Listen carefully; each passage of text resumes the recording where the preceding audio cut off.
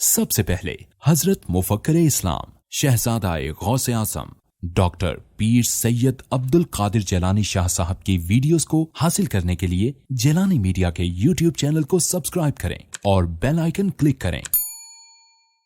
Videos اچھی لگے تو تھمز اپ دیں۔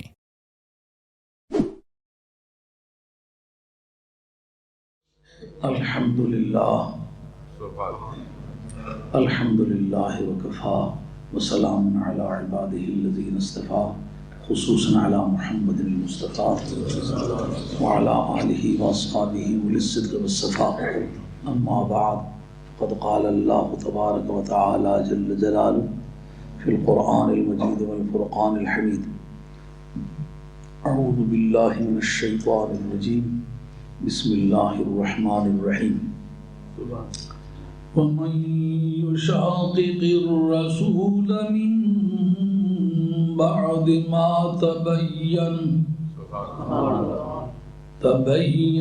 لَهُ الْهُدَى وَيَتَّبِعْ غَيْرَ سَبِيلِ الْمُؤْمِنِينَ نُوَلِّهِ مَا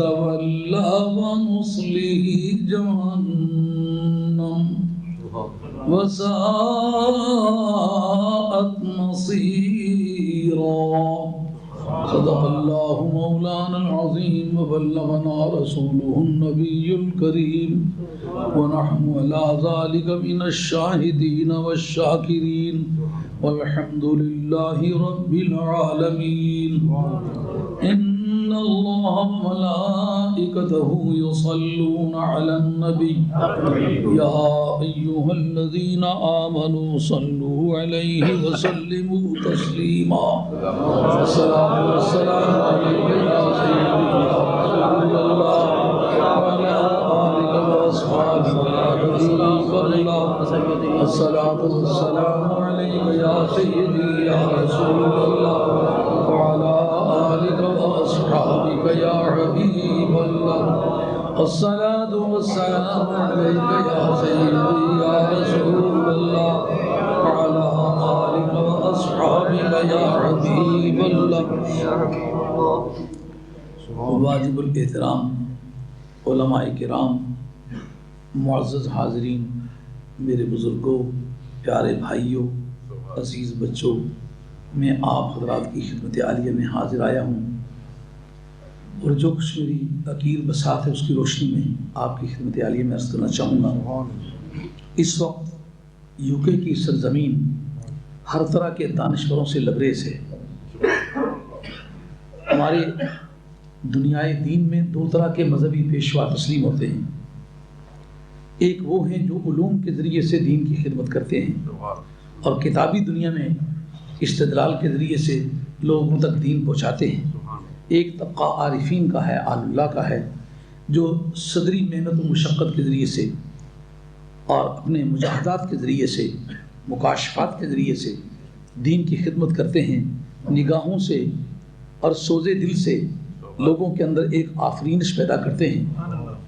اس وقت یو کے کی سرزمین میں سمجھتا ہوں بیشتر درویش لوگوں میں ایسے لوگ پیدا ہو گئے ہیں جو خاصے عالم ہیں، اور علماء کے طبقے میں کوئی اکا دکا آدمی رہ گیا ہوگا، وگرنہ ہر عالم دین نے کسی نہ کسی نیک بزرگ سے کچھ نہ کچھ طریقت کا سبق پڑھ کے خلافت حاصل کر لی ہے، بہت قریب ہو آیا ہے۔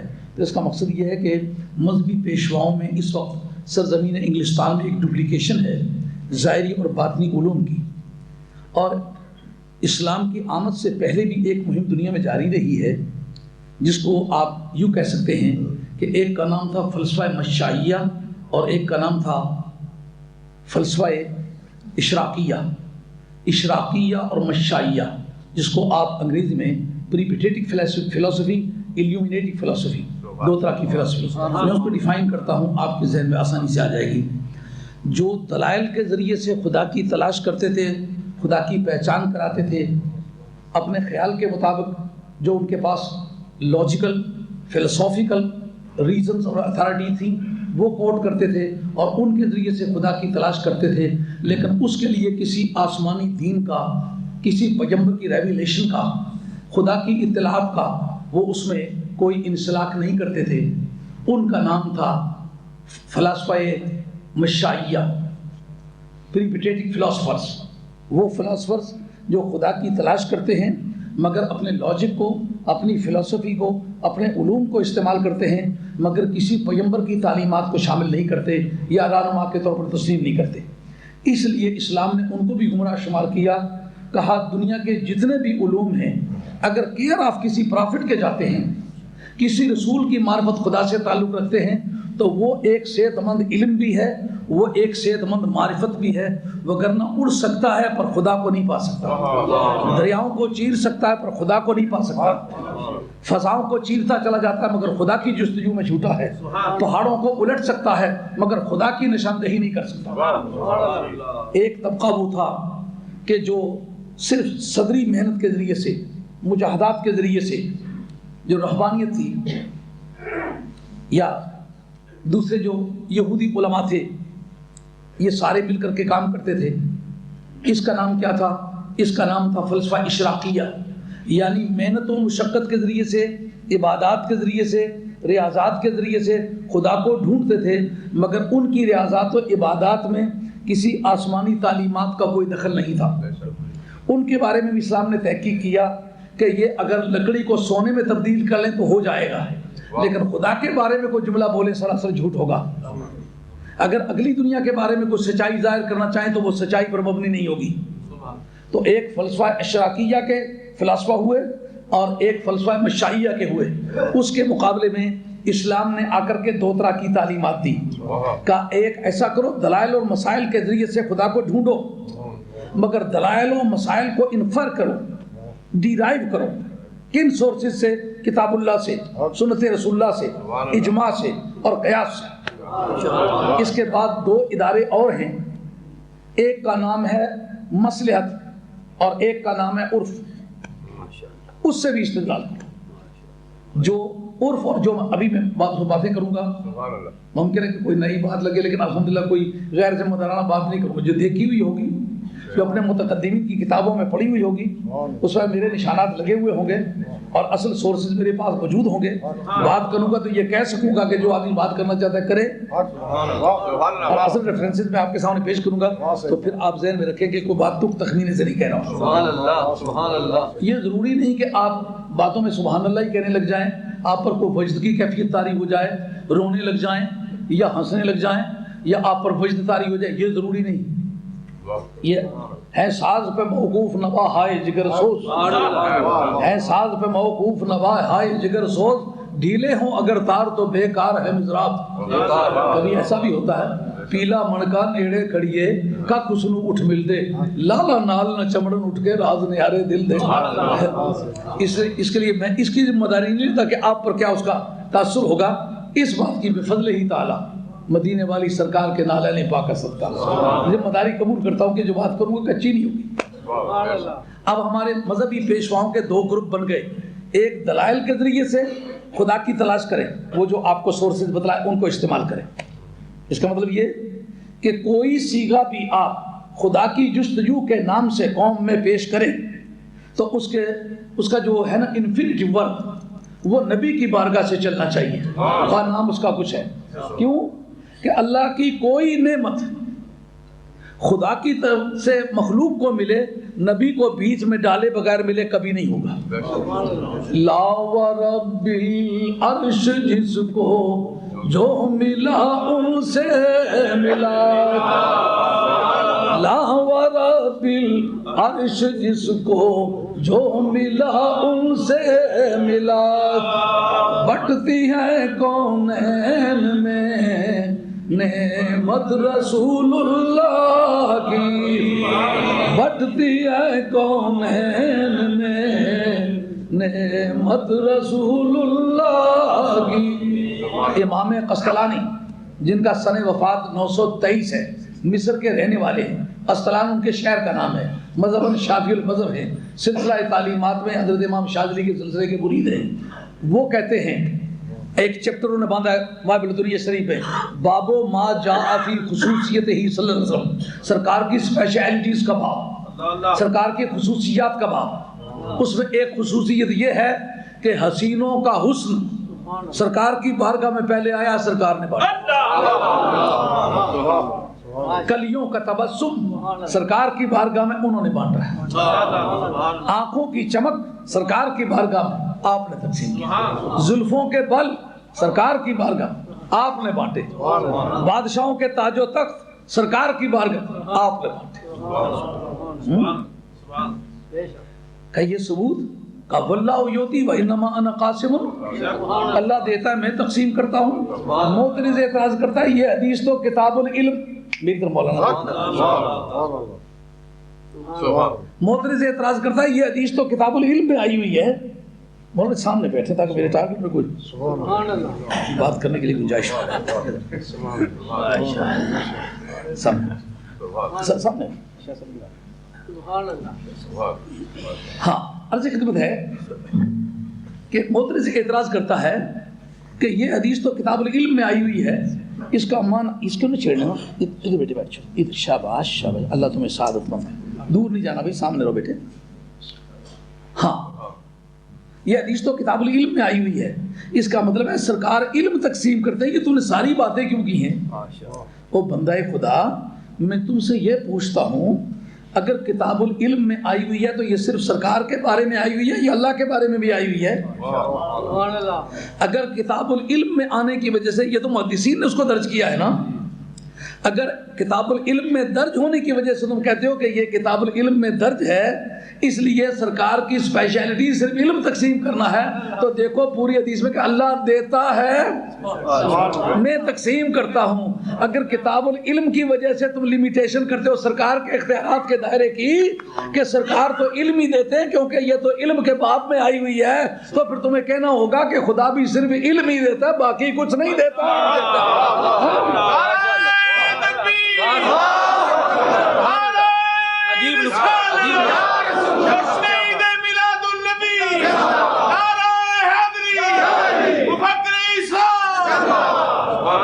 Absolution of a verb، ہمارے اسلامک نارمیٹیو سائنسز میں کسی فعل کا اطلاق، مطلق ہونا، فعل متعدی کو جب ذکر کیا جائے، مفعول ذکر نہ کیا جائے، تمام علماء حضرات بیٹھے ہوئے سے پوچھو کہ جناب آپ کا فن بلاغت کیا کہتا ہے، آپ کا ناوہ کیا کہتا ہے، اور ناوے کا اصول ناو متن متین کیا کہتا ہے؟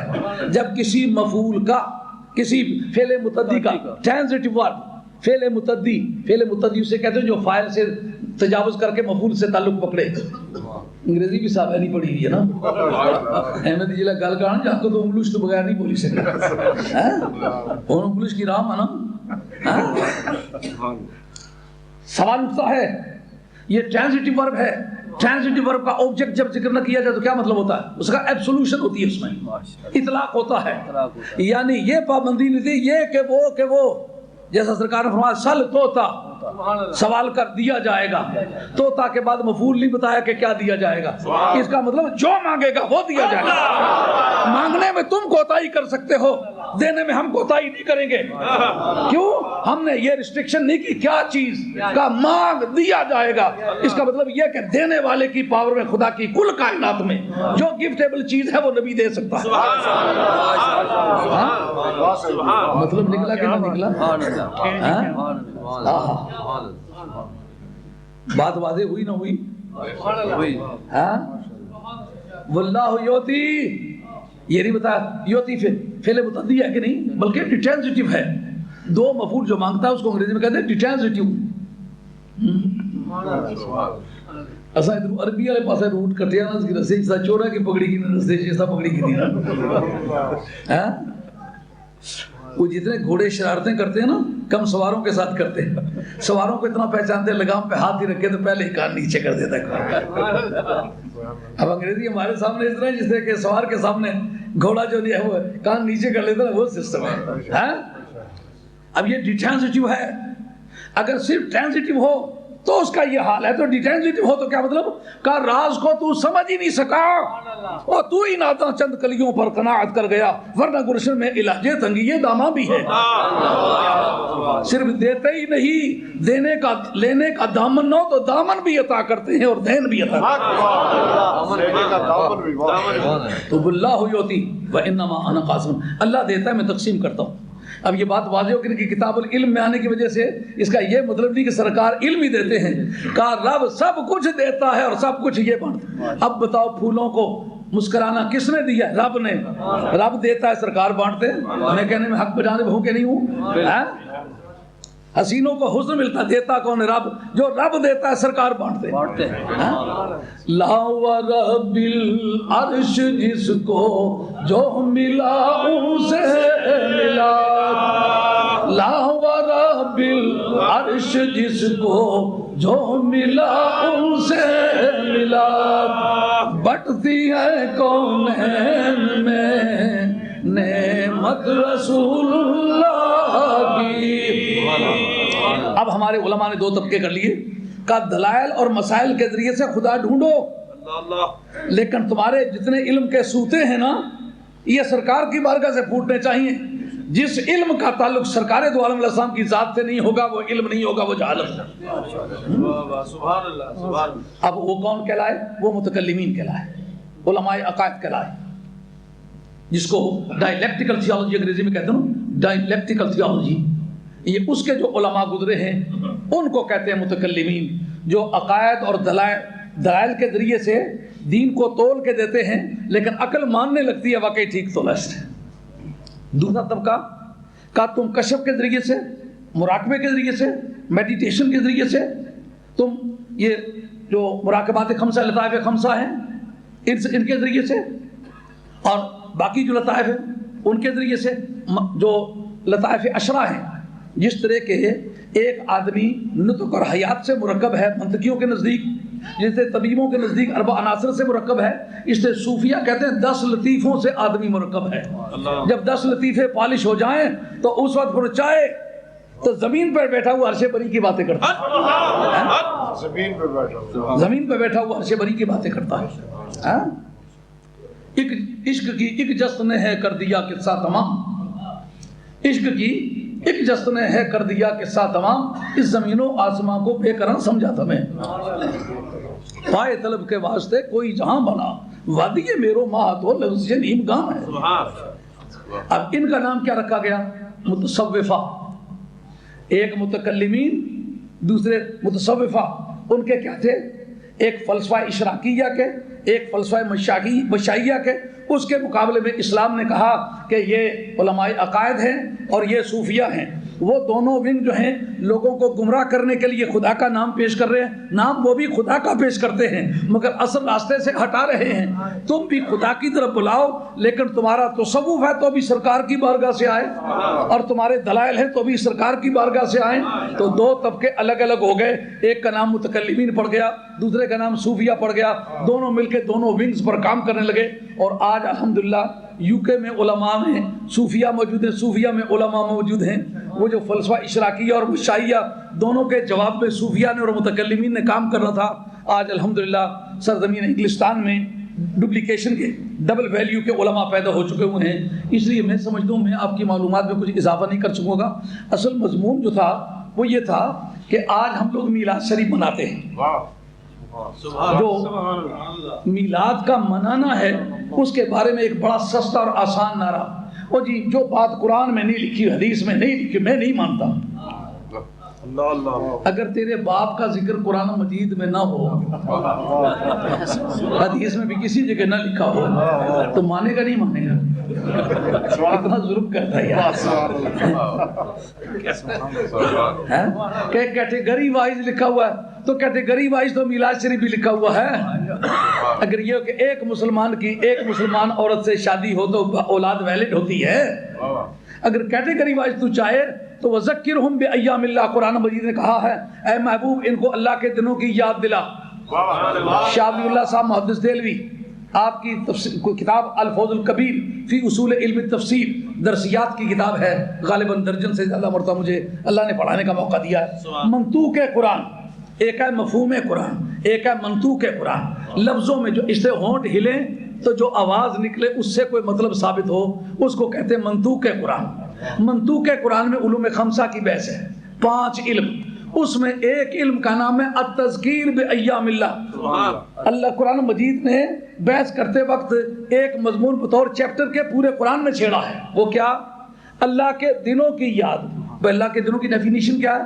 کہا جس دن میں کوئی اللہ تعالیٰ کی نعمت ملی ہے اس دن کا بھی ذکر کرنا، اس نعمت کا بھی ذکر کرنا، اس کی امپورٹنس بھی ریئلائز کرانا، محسوس کرانا کہ یہ کتنی بڑی نعمت ہے، کس دن ملی ہے، وقت کیا تھا، نعمت کیا تھی، اس کی ویلیو کیا ہے، خدا اس کے بارے میں کیا چاہتا ہے، اس کو قرآن نے کہا ان دنوں کو یاد دلا۔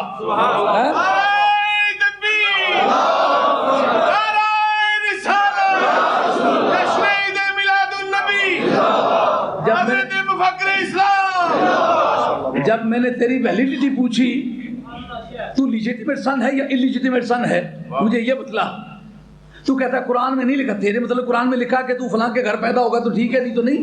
سبحان اللہ۔ تو کہتا ہے کیٹیگری وائز ہے، تو کیٹیگری وائز تو سرکار دو عالم علیہ السلام کے بارے میں یہ جو پرنسپل دیا گیا کہ اللہ کی نعمتوں میں جس چیز کو پروردگار عالم نے بھیجا اس دن کا بھی ذکر کر، اس نعمت کا بھی ذکر کر۔ کہا ذکرہم بایام اللہ، اللہ کے دن یاد دلا۔ وَأَمَّا بِنِعْمَةِ رَبِّكَ فَحَدِّث، جو اللہ تعالیٰ کی نعمت ہے اس کا پرچار کر۔ اب میں پوچھتا ہوں دنیا میں جتنی بھی تیرے پاس نعمتیں ہیں کسی نعمت کی یہ ویلیو ہے؟ نہیں۔ مثلا اس وقت ایک آدمی بازار میں چلا پھرتا ہے، سینہ نکال کے پٹھے دکھاتا ہے، مسل دکھاتا ہے، باڈی بلڈر ہوں، اگر پیٹ بڑا بھی ہے تو سانس کھینچ لیتا ہے کہ لوگ دیکھیں گے پیٹ چھوٹا ہے، کمر چھوٹی ہے، بے شک پیٹ میں درد ہی پڑ جائے لیکن دکھاتا ہے۔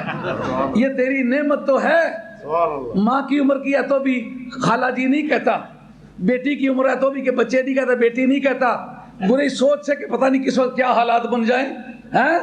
جس وقت یہ تیرے طاقت روانہ ہو جاتی ہے، بیٹھا ہوا اٹھ نہیں سکتا، اٹھتے وقت 3 پوائنٹ ٹرن جو ہے نا،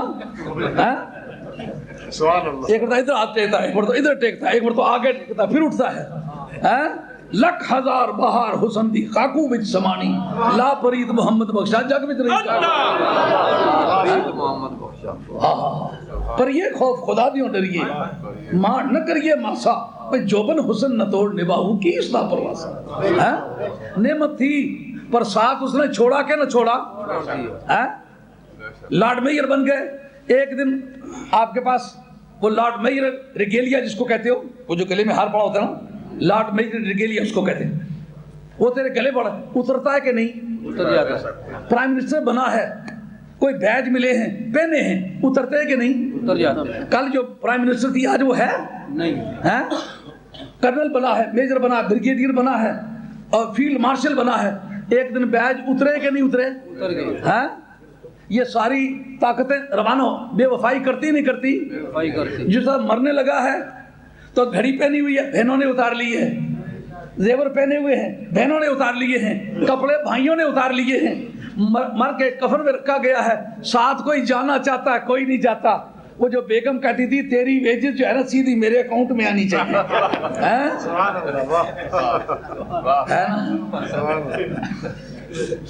اس کو کہتے ہیں اب میری قبر میں ساتھ چلو، کہتی ہے قبر میں نہیں جاتی، ماں رونے پہ زور رکھا ہوا ہے لیکن کہو قبر میں جاؤ، کہتے نہیں جا سکتی۔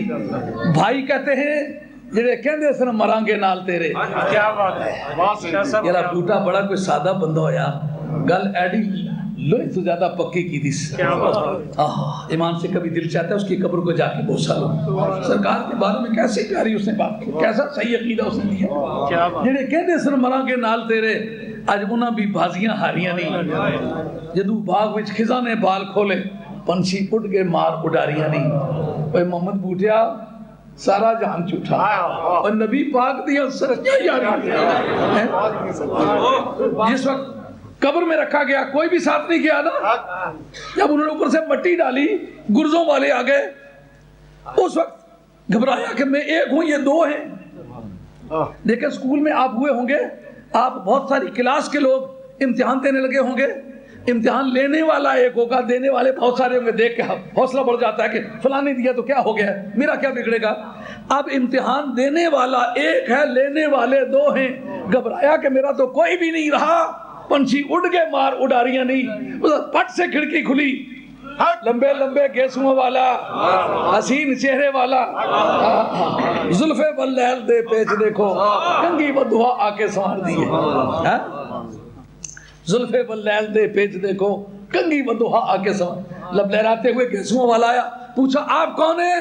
کہا جو تیرا ساتھ چھوڑ سکتے تھے قبر کے پرے پرے رہے، میں مدینے والا ہوں، تیرا نبی ہوں، میرا تم نے کلمہ پڑھا ہوا، میں آ گیا ہوں، اب بتا باقی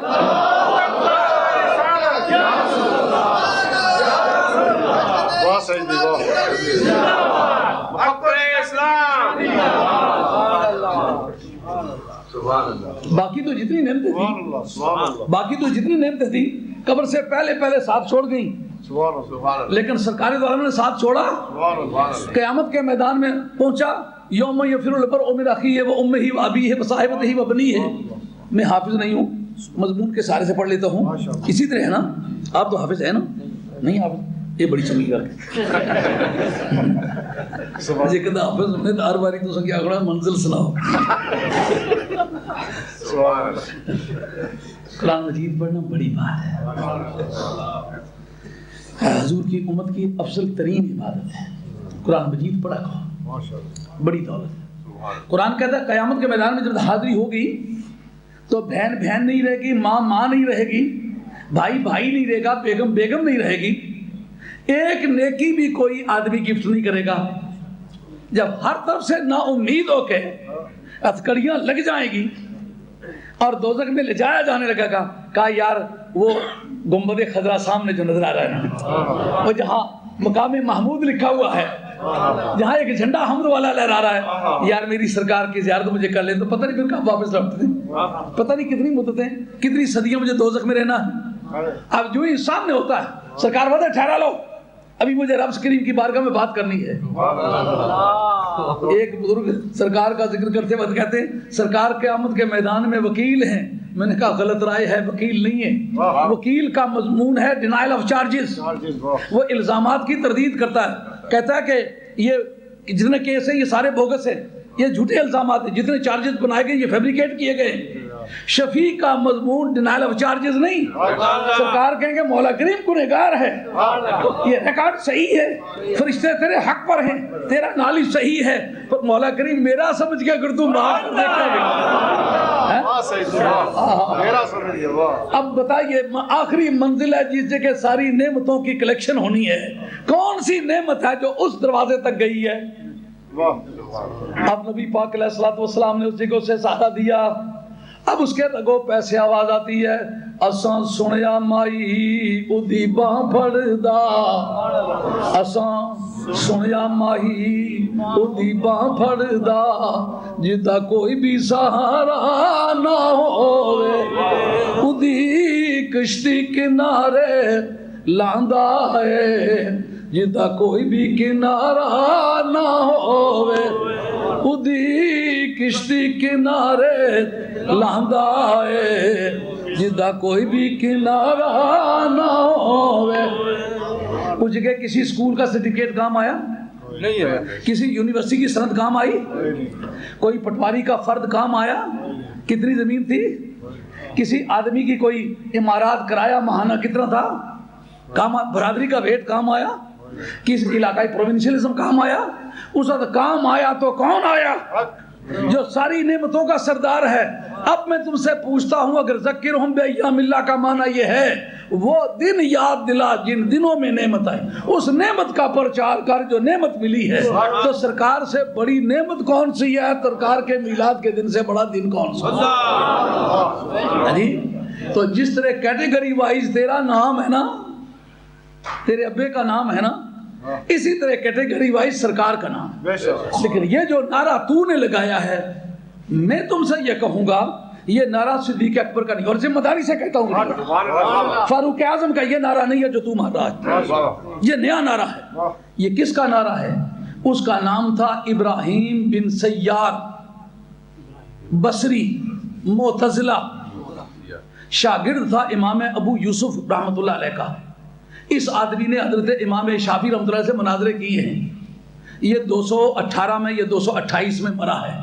یہ پہلا آدمی ہے جس نے کہا میں اجماع کا قائل نہیں ہوں، میں قیاس کا قائل نہیں ہوں، ہے جی، اور محدثین پر بہت اس نے طنز کیے ہیں. یہ آدمی شرابی بھی تھا, بدکار بھی تھا, اس کا برا حشر ہوا ہے. اس کا نام ہے ابراہیم بن سیار معتزلی بصری.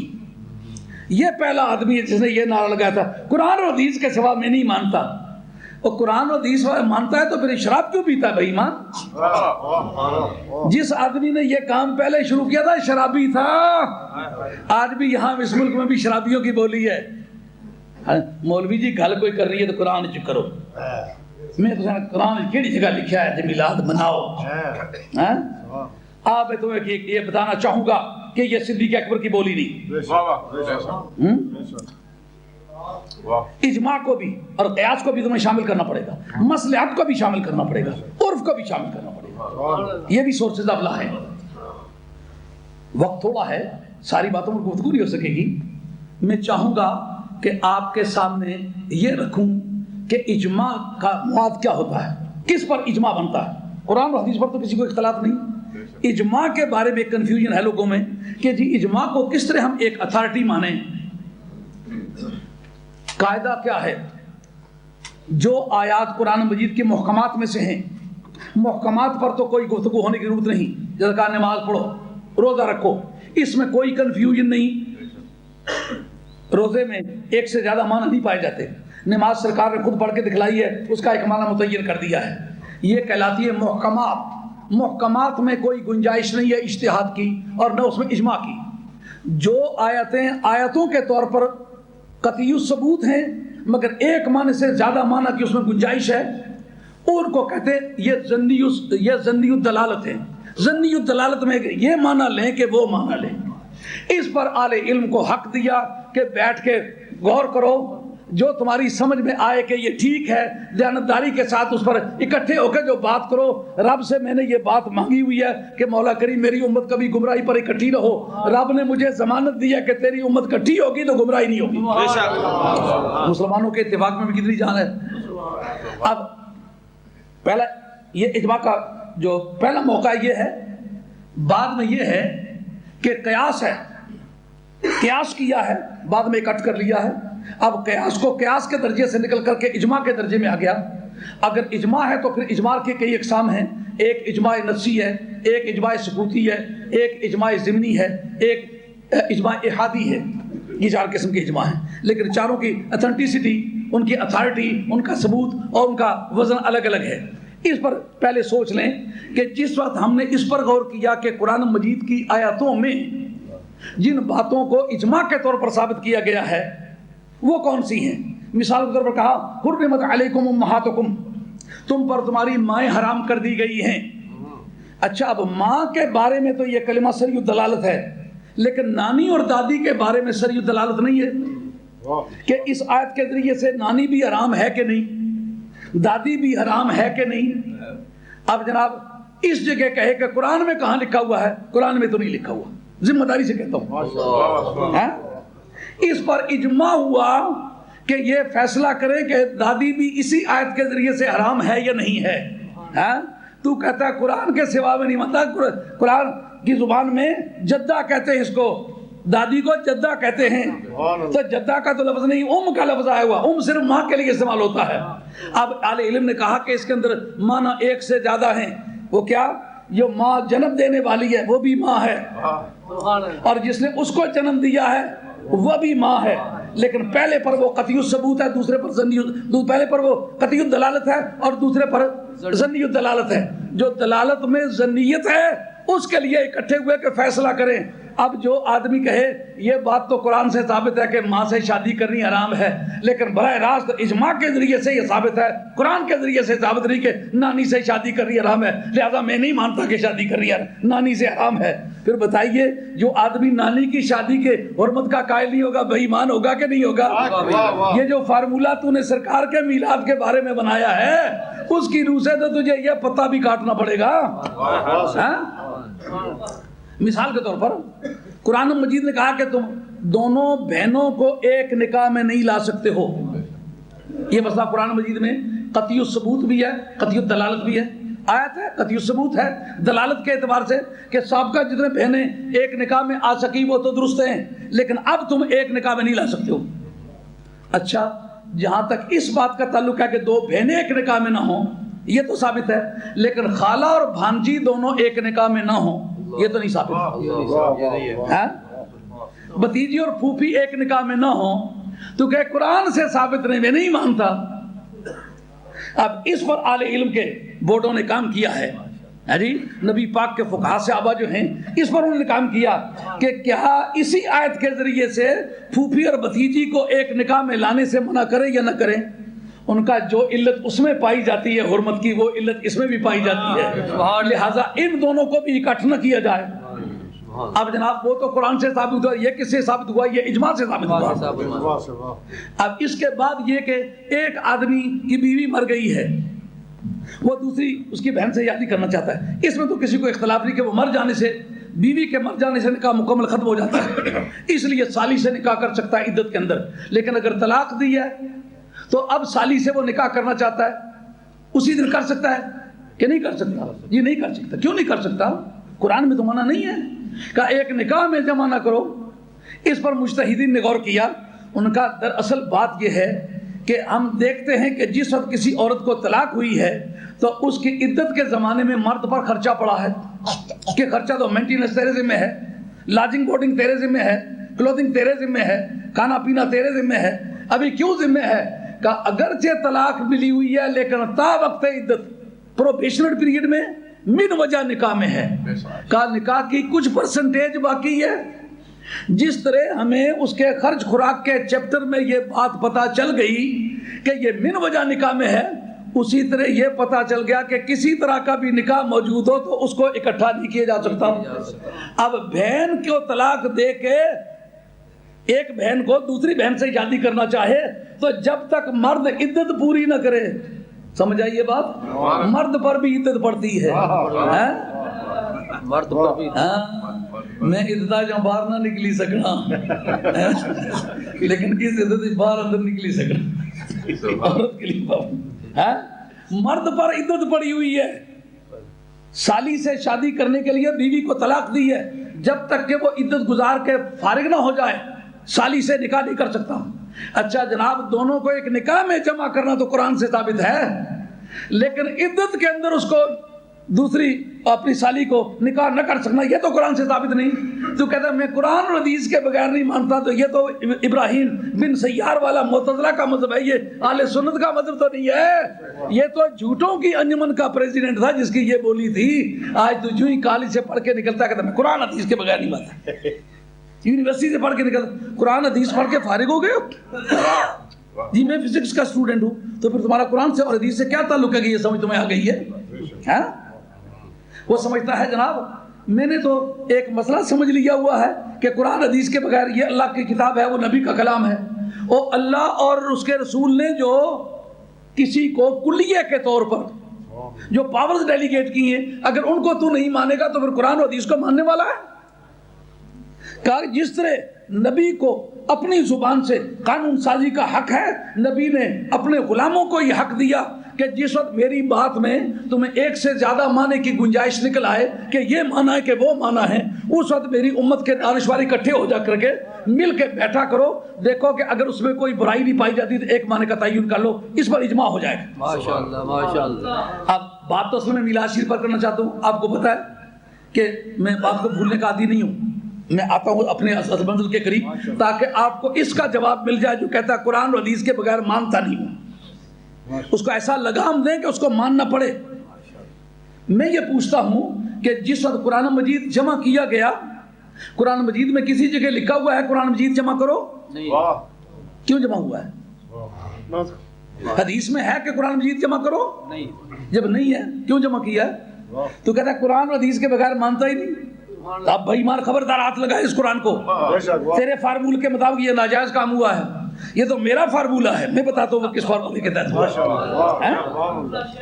ہے۔ تو کہتا ہے ثبوت نہیں ہے، اور ایک میلاد کا ثبوت تو مانگتا ہے، تیرے سے قرآن کا ثبوت مانگیں گے ہم؟ پھنسا کہ نہیں پھنسا؟ لا، قرآن مجید اول سے لے کر آخر تک کسی جگہ کسی جملے پر ہاتھ رکھ، اس کا مطلب ہے سرکار کو قرآن مجید کے ذریعے سے کہا گیا قرآن مجید جمع کرو۔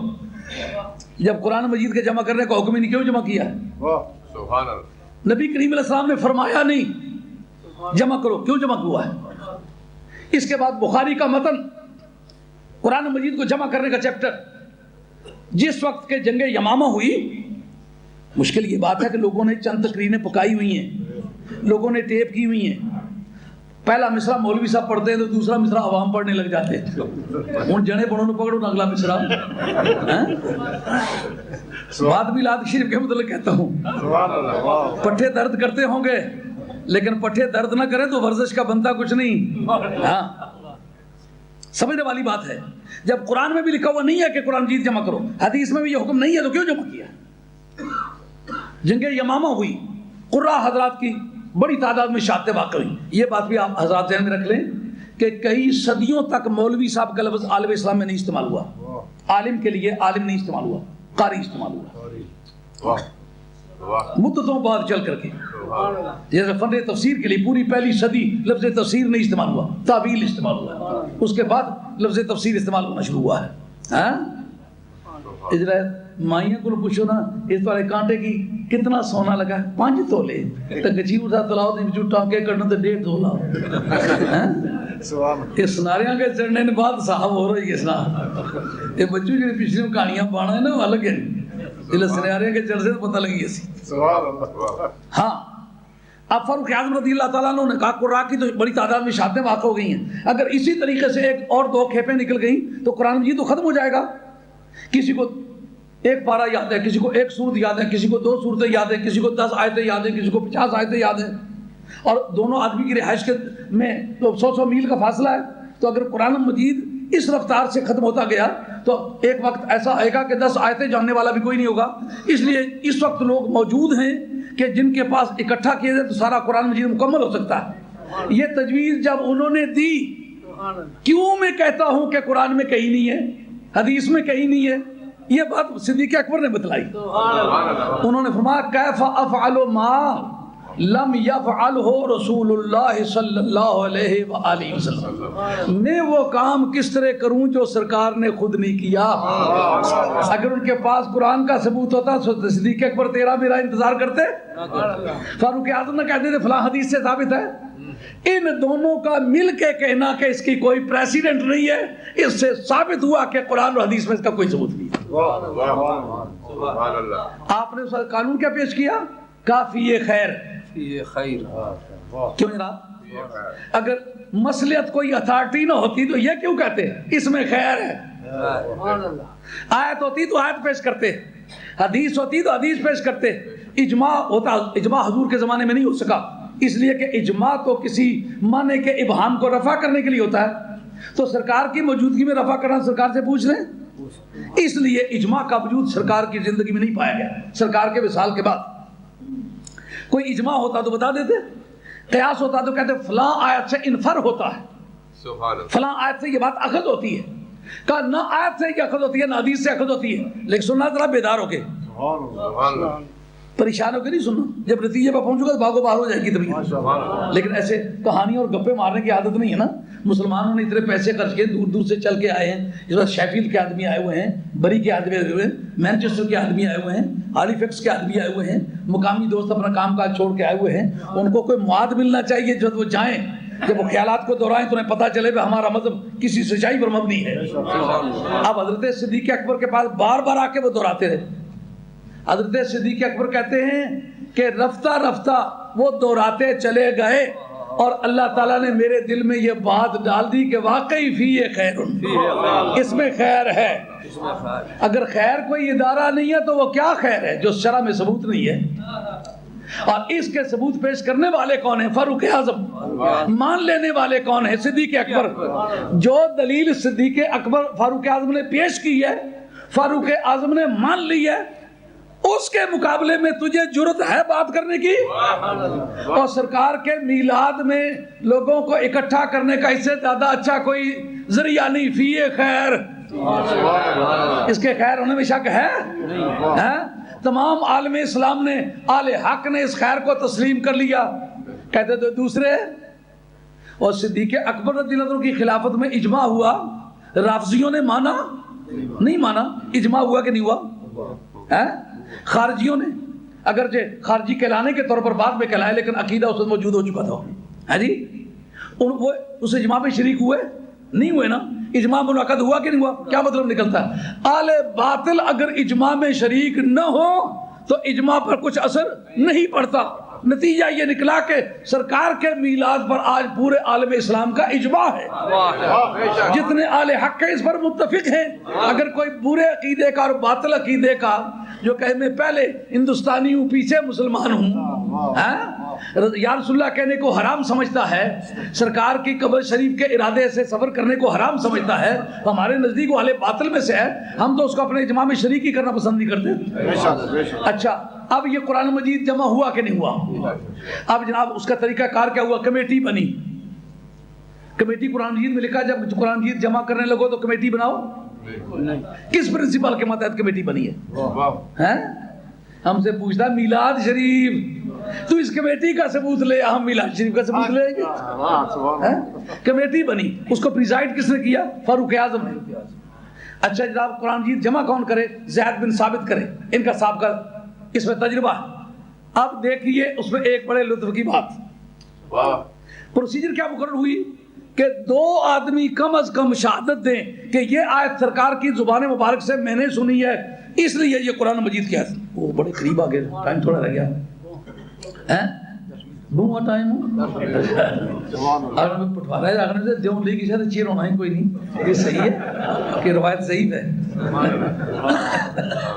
ہاں بڑی سمجھنے والی بات ہے کہ جس وقت پروسیجر یہ مقرر ہوئی کہ 2 آدمی گواہی دیں تو آیت درج کی جائے. اب جناب ایک سورہ توبہ کا اختتام, دوسرا سورہ احزاب کی ایک آیت, یہ 2 آیتیں لے کر کے منہم من قضا نحبہ ومنہم من ینتظر, یہ 2 آیتیں لے کر کے حضرت خزیمہ انصاری رضی اللہ عنہ حضرت زید بن ثابت کی بارگاہ میں حاضر ہوئے کہ یہ 2 آیتیں بھی درج کریں. ابھی کیوں درج کروں؟ کہا میں نے سرکار سے سنی ہے. کہا دوسرا گواہ لاؤ. ان کا دوسرا گواہ سے کچھ نہیں ہے. ان کا قرآن مجید نے کہا فاستشہدوا شہیدین من رجالکم فإن لم يكونا رجلین فرجل وامرأتان ممن ترضون من الشهداء ان تضل احداهما فتذکر احداهما الاخرى. اب آپ سے کیا پوچھوں, آپ تو پہلے ہی کر چکے ہیں کہ میں حافظ نہیں, پر ایسے موقع حافظ تھیڑی کس نے دے, حافظ پچھو ٹوری دانیاں نا تو پھر تو چلنا کس نے, یہ پچھو ٹوکواں پوچھو تو حافظہ کی نہیں یاد.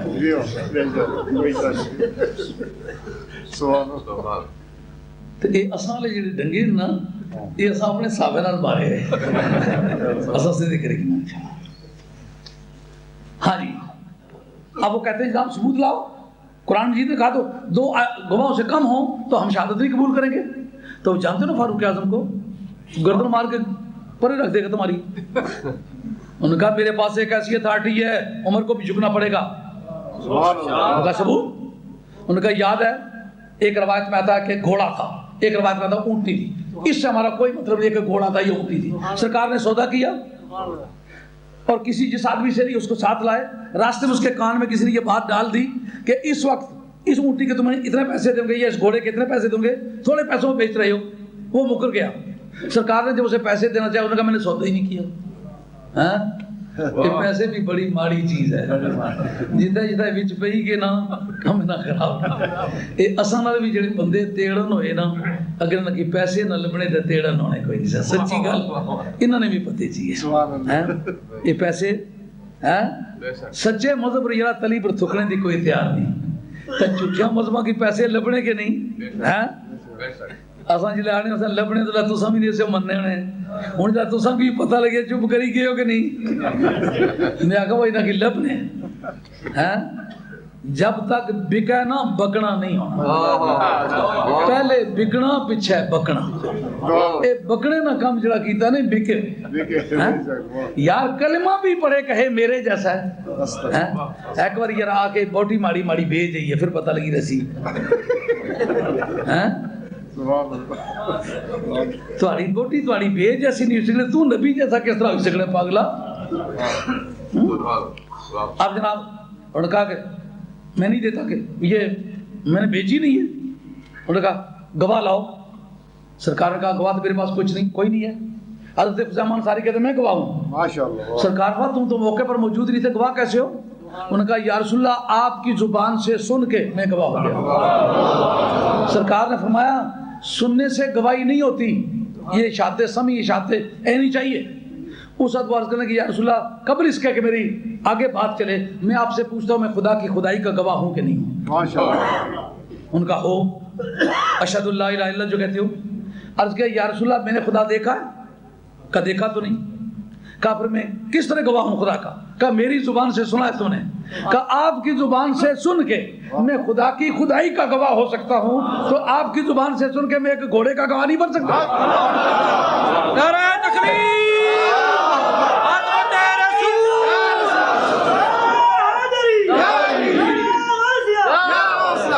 فخر اسلام. یا ٹائم تھوڑا رہ گیا, نعروں سے سارا بڑا ملتا ہے, مجلس گرم ہو جاتی ہے, لیکن میں بڑا پرانا آدمی ہوں, مجھے مسجد مجلس کی گرمی یا سردی سے کچھ مجھ پر اثر نہیں پڑتا. میں سمجھتا ہوں جو میرے پاس سامان ہے نا تسلی بخش ہے, اس لیے چلنے دو بات کو. ٹائم تھوڑا رہ گیا ہے, نعروں میں جتنا وقت خرچ گیا اتنا بات خرچ ہونا چاہیے. بات سمجھ لی اس میں یہ ہے کہ سرکار نے فرمایا کہ من شاہد لہو خزیمہ فہو حسبہ, جس بارے میں خزیمہ بطور گواہ کے پیش ہو جائے دوسرے گواہ کی گواہی ضروری ہے. اب قرآن کہے 2 سے کم کی گواہی ہم لیتے نہیں, سرکار کہیں خزیمہ اکیلا بھی ہو تو کافی ہے. اب اس موقع پر یا مانو کہ نبی مختار ہے, اگر نبی کو مختار نہیں مانتے ہو تو ان آیتوں کو قرآن مجید سے نکالو, قرآن مجید کی آیتوں کو قرآن سے نکالو کہ کافر ہو جاؤ گے. اور اگر قرآن مجید میں درج کرو کہ تمہیں ماننا پڑے گا میرا نبی مختار ہے, میرے نبی کو اختیار ہے. اب جناب قرآن مجید درج ہونے لگا. اب جس وقت کہ یہ سارا قرآن مجید اکٹھا ہوا کس قانون کے ماتحت؟ قانون مسلط کے تحت. اب وہ مسلط تھی, اگر یہ چیلنجیبل کوئی چیز تھی, اگر یہ چیلنجیبل سورس تھا تو صحابہ نے اس کو چیلنج کیوں نہیں کیا؟ ہم نہیں مانتے, قرآن سے ثابت نہیں ہے جمع کرنا, حدیث سے ثابت نہیں ہے, تم نے صرف کافی ہے خیر اس میں اچھائی ہے, تو اچھائی کہاں سے نکالی ہے؟ نہ قرآن میں ہے تو نہ حدیث میں ہے. اس پر 1,24,000 میں سے جتنے اس وقت زندہ صحابہ تھے جو اس وقت موقع پر تھے انہوں نے زبان سے بول کے کہا ٹھیک ہے. جو باقی موجود نہیں تھے ان کے بارے میں اجماع سکوتی ہے, وہ چپ کر کے ان کا ٹھیک کیا ہے. اب جناب یہ سورس بنا کے نہ بنا فی خیر, مسلط بھی قانون ہوا کہ نہ ہوا, اور تم کچھ بھی درجہ نہ دو مدینے والے کے ذکر کو تم مسلط بھی نہیں سمجھتے ہیں؟ اور اندرا کا ذکر تمہارے سامنے مسلط ہے, جشن 7 سالہ تمہارے نزدیک مسلط ہے, مدینے والے کا نام تمہارے نزدیک مسلط سے بھی گر گیا. اب یہ سورس لا ہوا کہ نہ ہوا؟ آگے آ جائیے, اس سے آگے چلیے. اس کے بعد حضرت عثمان غنی رضی اللہ عنہ نے جو 7 نسخے تھے قرآن مجید کے, 6 باقی ختم کر دیے. 7 کراتے تھی نا, آذربائیجان کے علاقے میں جنگ ہو رہی تھی, اس جنگ کے زمانے میں ایک نے اور قرات پڑھی دوسرے نے اور پڑھی, انہوں نے کہا تم غلط کہتے ہو, وہ کہتے تم غلط پڑھتے ہو. جھگڑا ہوا. بعد میں زید بن ثابت ہی نے آ کے کہا اے خلیفہ رسول اب قوم کو سنبھالیں, قوم ہاتھ سے نکلی جا رہی ہے. اسی قرآن کے نام سے جھگڑے ہوں گے, کہا کیا کریں؟ کہا ایک قرات ہونی چاہیے. کیا چیز ہے؟ فی خیر, اس میں مصلحت ہے. اب جناب باقی ساری قراتیں ختم کر کے ایک قرات پر متعین کر دینا, اس کا نام کیا ہے جی؟ مصلحت. اس پر اجماع ہوا. آج جو اس قرات کو نہ مانے وہ کافر ہے کہ نہیں ہے؟ اس کا مطلب یہ ہے کہ جس بارے میں مسلمان نے خیر سمجھ کے بھی اجماع کیا وہ بھی شرع میں دلیل ہے. تو تم میلاد کو کیسے چیلنج کرتے پھرتے ہو؟ یہ تو قرآن مجید کی نصوص سے ثابت ہے. ذکرہم بایام اللہ اما بنعمت ربک فحدث. اس کے بعد آئیے, آپ جمعے میں 2 اذانیں کہتے کہ نہیں کہتے؟ اور میں کہ گل تو سمجھنے کو لیا نہیں رہا. یہ 2 اذانیں نبی پاک علیہ السلام نے زمانے جنہیں نے ہوئی ہیں جمعے منصور, سبحان اللہ. اے صدیق اکبر رضی اللہ عنہ نے زمانے جنہیں نہیں ہوئی ہیں, سمجھ آئیے گا. فاروق اعظم رضی اللہ عنہ زمانے نہیں ہوئی ہیں, پھر 2 کی ہوئی ہیں. آخری تقریرہ بہت سنی جائیں ہیں, جنہیں نے پتر پڑھ دسے کدو سنیے گا کہ گا. یہ الدرایہ مصنفہ امام ابن حجر اسقلانی جن کا سن وفات 855, جو فتح الباری کا مصنف ہے، امام جلال الدین سیوطی کے استاد کا استاد ہے، امام مناوی کا استاد ہے، امام سخاوی کا استاد ہے، تمام سلسلہ حدیث جو ہے شرق الاوسط میں امام ابن حجر مکی سے پہلے گزرا ہے، تقریباً یہ آدمی پورے شرق الاوسط کا استاد ہے۔ انہوں نے ادعائے شریف پر لکھا ہے، اس کے صفحہ 155 اور حاشیہ نمبر 9 اس کے تحت دیکھیں۔ اب جناب یہ میلاد کا چیپٹر چل رہا ہے، میلاد کی اتھینٹسٹی کو، اس کے مستند ہونے کو، اس کے اتھارٹی کو چیلنج کرتا ہے۔ جب یہ چیلنج کرے گا تو پورے اسلام کی بلڈنگ کو اڑ جائے گی، یاد رکھ۔ اب جناب یہ دوسری اذان، ایک اذان دے چکے بندہ کوئی نہیں۔ حضرت عثمان غنی نے کہا یار مسجد سے باہر کوئی جگہ تلاش کرو وہاں اذان ہو، کیونکہ مسلم آبادی بڑھ گئی ہے، مسلمان سب کو اطلاع نہیں ہو سکی۔ زورا کے نام سے ایک حویلی تھی، اس کے مکان کی چھت پہ ایک آدمی کو چڑھایا گیا، کہا اس جگہ کھڑے ہو کر کے دوسری اذان کہو، لوگوں کو کہو نماز ہو رہی ہے، آ جاؤ۔ یہ پہلی تاریخ ہے 2 اذان ہونے کی۔ جب تو کہتا ہے قرآن کو میں نہیں، قرآن کے سوا نہیں مانتا، حدیث کے سوا نہیں مانتا، اب جب دوسری اذان دینے لگے کہ میں تجھے روک لوں گا، نہ یہ قرآن سے ثابت ہے نہ حدیث سے ثابت ہے۔ گل کر رہا ہوں، قرآن نہ چڑھ کے تو کی بھون لگا ہے، راتی پینے نے شراب، صبح قرآن نہ مندہ لگایا، تمام پیڑے کما اگے بھئی چھاتی کٹی تو سارے پیڑے کم کرنا ہے۔ حدیث تو بغیر اساں نہ جی بانے ہیں، ارادی حدیث ہی پڑھنا رہے ہیں اساں یار ساری زندگی حدیث پڑھنے والے جڑے اتنی ضرورت نہ کرنے تو سکا پکا ہی اٹھی تے محدث بنی ہے۔ بات سمجھ آئی نہ آئی؟ قرآن مجید میں تو اذان کا ثبوت ہی نہیں ہے، اگر ثبوت ہے تو صرف اذا نودی للصلاۃ من یوم الجمعہ، وہ ندا کی بحث ہے۔ ندا ضروری نہیں کہ اللہ اکبر اللہ اکبر کے سیدھے کہو جلدی آؤ نماز پڑھے، یہ بھی ہو سکتا ہے۔ اور اگر دوسری اذان حدیث سے بھی ثابت نہیں، حدیث کا دور نبی پاک علیہ السلام کا اپنا ارشاد ہے علیکم بسنتی سنت الخلفاء الراشدین المہدیین، اس حدیث کو چیلنج کیا حضرت شاہ عبد الحق محمد دہلوی رحمۃ اللہ علیہ نے اشیاۃ المعاد شرح بکات میں۔ انہوں نے کہا اس کا معنی حدیث نہیں ہے کہ سرکار صحابہ کرام کے جو اعمال ہیں وہ حدیث ہے، اس کا مطلب سرکار دو عالم علیہ الصلوۃ والسلام نے اپنے اعمال کی اس شدت سے ان سے پیروی کی جانے کی توقع ظاہر کی ہے کہ وہ ان کی زندگی میں ایسے ہوں گے جیسے اپنا ہی اعمال ہے۔ یہ اشیاء المعاد شرح بکات نکال کے دیکھیں، نہیں تو بدعت کی تعریف میں تمام محدثین متفق ہیں۔ عز الدین بن عبد السلام 6 صدی کا آدمی ہے، 7ویں صدی کا ہے حضرت امام نووی، انہوں نے اپنی کتاب لکھی تہذیب الاسباب واللغات، اس کے اندر لکھا کہا بدعت کی کیا تعریف ہے، کہا احداث ما لم یکن فی عہد رسول اللہ صلی اللہ علیہ وسلم، جو سرکار کے آخری سانس سے پہلے تھی وہ سنت ہو سکتی ہے، اس کے بعد جو بھی کام ہے وہ بدعت ہو سکتا ہے۔ لیکن بدعت کی کتنی قسمیں ہیں؟ 5، ان میں ایک بدعت ہے بدعت واجبہ۔ یہ زیر زبریں جو قرآن مجید پر نظر آتی، جیسا کہ میں پہلے ایک تقریر میں کہہ چکا ہوں، یہ بدعت ہے پر بدعت واجبہ ہے۔ ابو الاسود دولي جو جناب حیدر کرار کے شاگرد تھے، انہوں نے اعراب جاری کیے ہیں۔ کیوں جناب؟ اب قرآن مجید پر زیر زبریں ہونی چاہیے کہ نہیں ہونی چاہیے؟ ہیں بدعت ہیں، نہ قرآن سے ثابت ہے نہ حدیث سے ثابت ہے، کیوں کرتے ہو؟ یہ جو مسجدوں کے مینار ہیں، سرکار دو عالم السلام کے سے وفاء الوفا کے اندر امام سمودی نے یہ حدیث روایت کی ہے، ابن المساجد وجعلوها جمع، مسجدیں بناؤ لیکن کونی مونی رکھو۔ یہ مینار کیوں بنا رہے ہو؟ بھائی تساں بڑے بڑے مینار بنائے، وچوں مدینے والے نے انکار دبارو مدنی مسجد، یہ ہمارے تو چاہنے والے لوگ ہیں، لیکن ہم نے دیکھا ہے جو نور کے منکر مسجد نورانی، مدینے والی سرکار کے منکر مسجد مدنی، اور سجدہ ہوں جی جڑا سارے نو زیادہ کلوڑا ہوا ہے نا اس کی چن پیر نہ رکھنے انہاں بازی کران جڑا سب نو بے گرا ہوا ہے نا اس کہنے بادشاہ بندہ ہے، انہاں نٹاں جڑا سب نو کلوڑا ہوا ہے نا اس کہنے بانکا۔ بات پلے پڑی نہیں پڑی؟ اب دوسری اذان، جب یہ ثابت ہو گیا کہ دوسری اذان قواعد کے مطابق بدعت ہے، لیکن اب یہ اس پر اجماع ہو چکا ہے، ہر آدمی ہر طبقہ دوسری اذان کہے گا کہ نہیں کہے گا؟ جب قرآن سے بھی ثابت نہیں، حدیث سے بھی ثابت، تو کہتا ہے حدیث سے ثابت رہو میں نہیں مانتا، اب کیوں مانتا ہے؟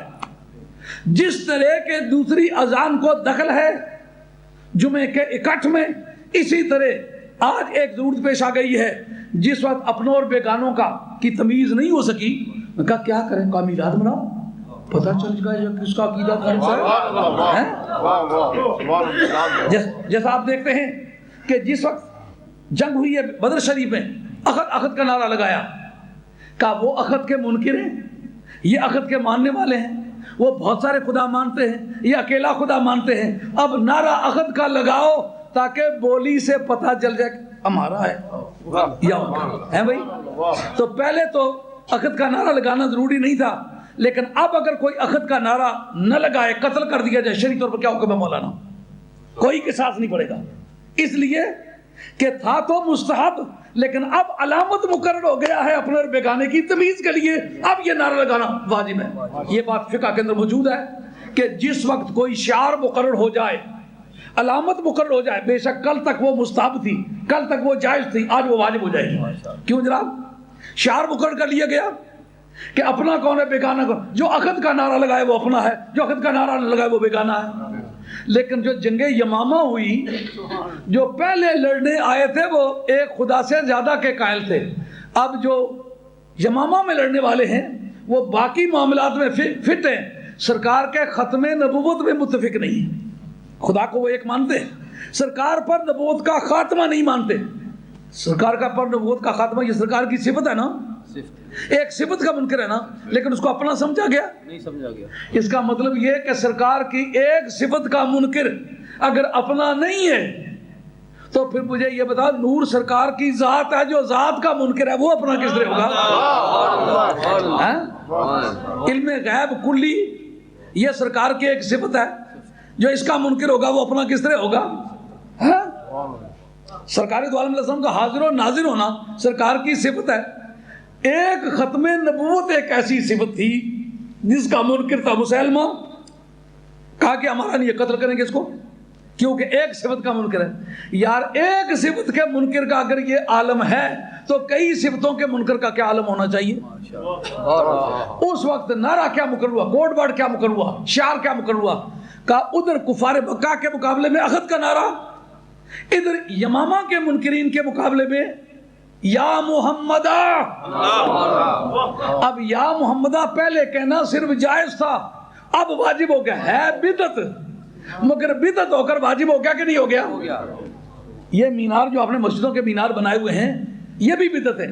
یہ جو محراب ہے جس میں کھڑے ہو کے نماز پڑھتے ہیں، سرکار کے زمانے میں یہ نہیں تھا، خلفائے راشدین کے زمانے میں نہیں تھا۔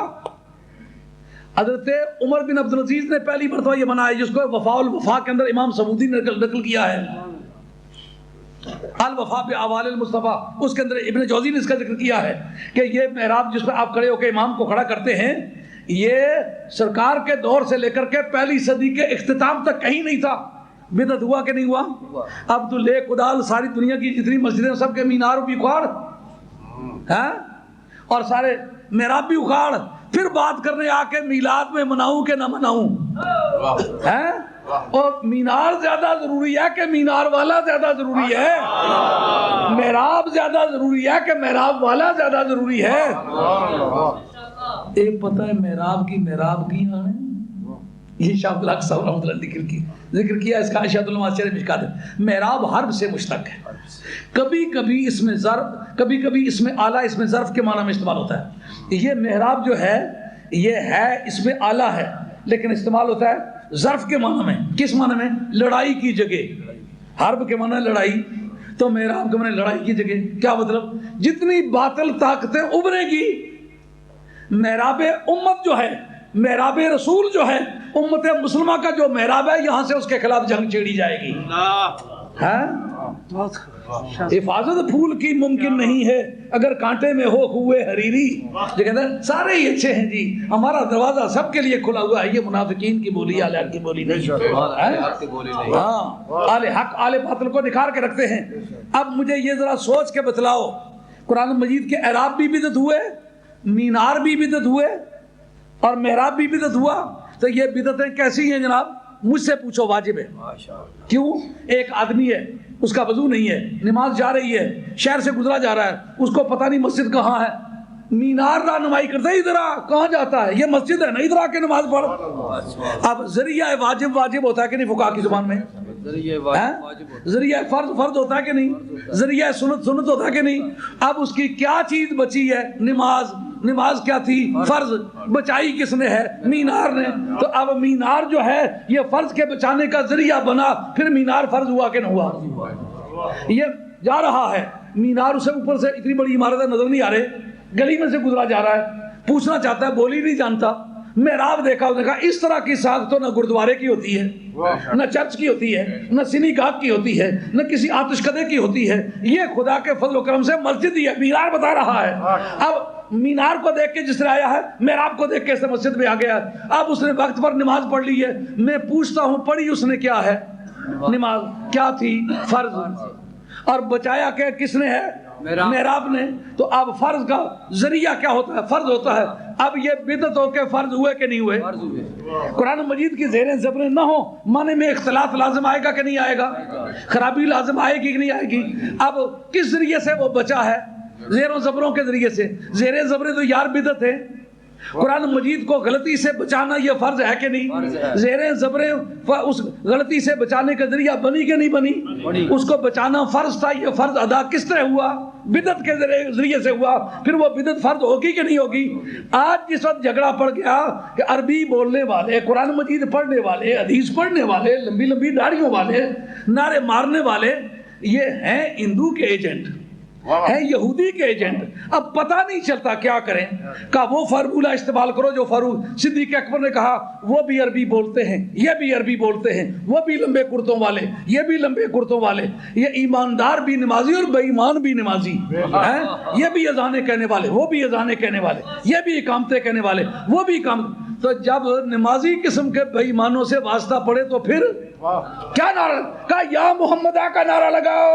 او میلاد منانے والے، یا رسول اللہ کا نعرہ تو نے لگایا، میلاد کو علامت کے طور پر تو نے استعمال کیا، تو پھر پتا چل گیا کہ تیرا کون ہے بیگانہ کا. من یشاقق الرسول من بعد ما تبین له الهدى ویتبع غیر سبیل المؤمنین نولہ ما تولى ونصلہ جہنم وساءت مصیرا. جو رسول سے جھگڑا کرے، بعد اس بات کے ہدایت اس پر واضح ہو گئی. رسول سے جھگڑا کیا ہے؟ جو وحی آئی ہے، خواہ وہ وحی مطلوب ہے یا غیر مطلوب ہے، یعنی قرآن ہے یا حدیث ہے، اس کے سمجھنے کے بعد جھگڑا کرے. دوسرا واو، یہ وصل اور فصل کی بحث بلاغیوں کا ایک مشہور چیپٹر ہے. جس وقت واو کے لگانے اور ہٹانے پر قادر ہو جائے اس وقت علماء کا بادشاہ تسلیم ہوتا ہے. ارے مولوی جھگڑے کرنے گالی مننے ضدی ہونے بڑے ہیں. سیدھی نے چیئرمین چی گاٹے پر چڑی بنا مولوی جی جس طرح کی آخریاں کریا کرو، بادشاہ اپنی ہی دینے رہے. اس نے واقعہ یرا تو چودھری پڑھیا ہے تو میں پڑھیا. اب بس ایک جملہ نہیں ٹھیک کہتے ہیں آپ، ٹھیک نہیں، ایک بس مہربانی ایک جملہ بول ختم کرتا ہوں. نماز کا مطالبہ کریں، اچھی بات کریں. نہیں کچھ آپ نہ بولیں، یہ میری ڈیوٹی ہے. بسم اللہ، آپ مجھ سے بات کریں. آپ نے ٹھیک کہا، میں ابھی ایک جملے پہ ختم کرتا ہوں. بات تو آپ کو سمجھانی صرف یہ تھی کہ جس وقت تمیز نہ ہو سکی تو آپ کو کوئی جائز چیز بطور شعار کے، بطور علامت کے مقرر کرنے کی اجازت ہوئی.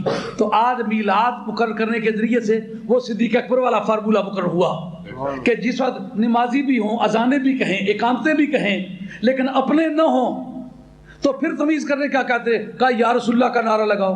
میلاد کے موقع پر تو یا رسول اللہ کے نعرے لگاتا ہے، اس کو علامت کے طور پر مقرر کیا ہے. اگر کل صرف جائز تھا تو آج واجب ہو گیا ہے، اس لیے کہ اپنے اور بیگانے میں تمیز ممکن نہیں. قرآن مجید نے یہ بتایا کہ جو آدمی مومنوں کا راستہ چھوڑ کے کوئی اور راستہ اختیار کرے، اگر نبی پاک کی تعلیمات کے بعد مومنوں کے پاس کوئی پاورز نہ ہوتی لیجسلیٹ کرنے کی، تو کبھی سبیل المومنین الگ نہ آتا، وہی سبیل المومنین ہوتا.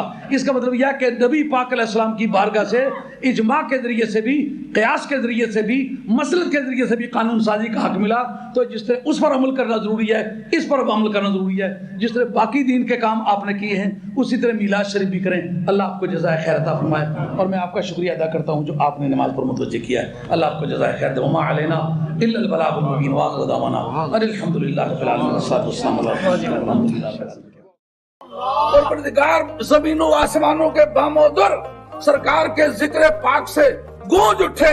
جس کی تعبیر ہم نے رسول سے کی ہے وہ نور ہے، اور جو اس کا بیان ہے وہ کتاب مبین ہے.